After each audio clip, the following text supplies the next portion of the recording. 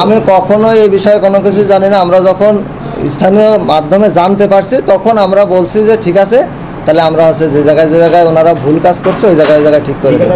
আমাদের আরসিসি ঢালাই ধরা, কিন্তু বাস্তবে ওনারা ব্রিকওয়ার্ক দিয়ে ওনারা কাজ করে ফেলছে, এটা আমরা জানি না। দেওয়ালের কাজে কিছু স্পেসিফিকেশন বহির্ভূত কাজ ঠিকাদার প্রতিষ্ঠান করেছে, এটা আমরা তাদেরকে চিঠি দিয়ে জানাইছি যে আপনারা যেটা করছেন এটা ভুল। হয়তো ঠিকাদারের যে মিস্ত্রি তার ডিজাইন বুঝতে ভুল হয়েছে, সে ডিজাইন না বুঝে দেখা যাচ্ছে ব্রিকওয়ার্ক করে ফেলছে। এখন এটা সে ভেঙে দিয়ে সে পুনরায় স্পেসিফিকেশনের আমাদের ড্রয়িংয়ে যেভাবে কাজ রয়েছে ওইভাবে সে কাজ করে দিয়ে দিছে।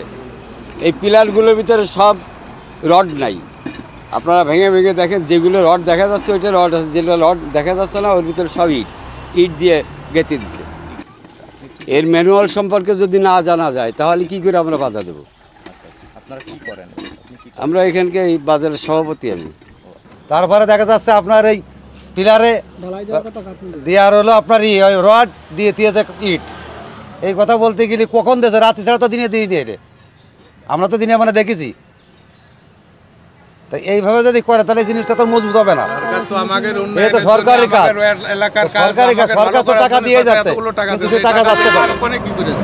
পাঁচিলের চারিপাশ পিলার, মাঝখানে ইট। স্কুলের গেটটা কিরকম ভাবে বানানো হয়েছে একটু বলেন তো? ওই তো স্কুলের গেট হয়েছে আমার পিলার দিয়ে, ভিতরে ইট দিয়ে গাঁথা। প্লাস্টার করেছে কবে? প্লাস্টার 8-10 দিন আগে করেছে। প্লাস্টিকগুলো হবে আপনার হলো এই কংক্রিট, এই ঢালাই হবে, কিন্তু সেখানে ইট পাওয়া গেছে। তাহলে এখানে অবশ্যই দুর্নীতি হয়েছে। আমরা চাই এর সুষ্ঠু তদন্ত হোক এবং সুন্দরভাবে কাজটা শেষ হোক। আসলে এই প্রাচীরটা শুরু হয়েছে আজকে প্রায় 2 মাস মতো হবে আর কি, 2 মাস মতো হবে। কিন্তু এই প্রাচীরের যে শিডিউল আছে, যে ওয়ার্কশিটটা আছে, আমি স্কুলের সভাপতি হয়ে এখন আমি হাতে পাই নাই যে এর ভিত্তি কত হবে, পিলারটা কেমন হবে বা রডগুলো কেমন থাকবে। ঠিক আছে, আমি এখন পর্যন্ত শিডিউল কিন্তু পাইনি, বা আমার যারা এসএমসি যারা সদস্য আছে তারাও কিন্তু কখন বলতে পারবে না যে আমাদের কাছেও এই শিটটা হস্তান্তর করেছে। তারা তাদের মতো করে গেছে, কীভাবে করেছে এখন ওনারাই বেশি ভালো বলতে পারবেন।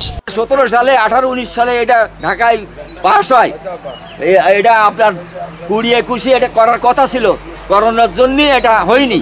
পরবর্তীতে এই কাজটা হচ্ছে। তো এইরকম পুকুর চুরি হচ্ছে 12 ইঞ্চির জায়গায় 8 ইঞ্চি, আর 6 ইঞ্চির জায়গায় 3 ইঞ্চি, 3.5 ইঞ্চি এই করেছে।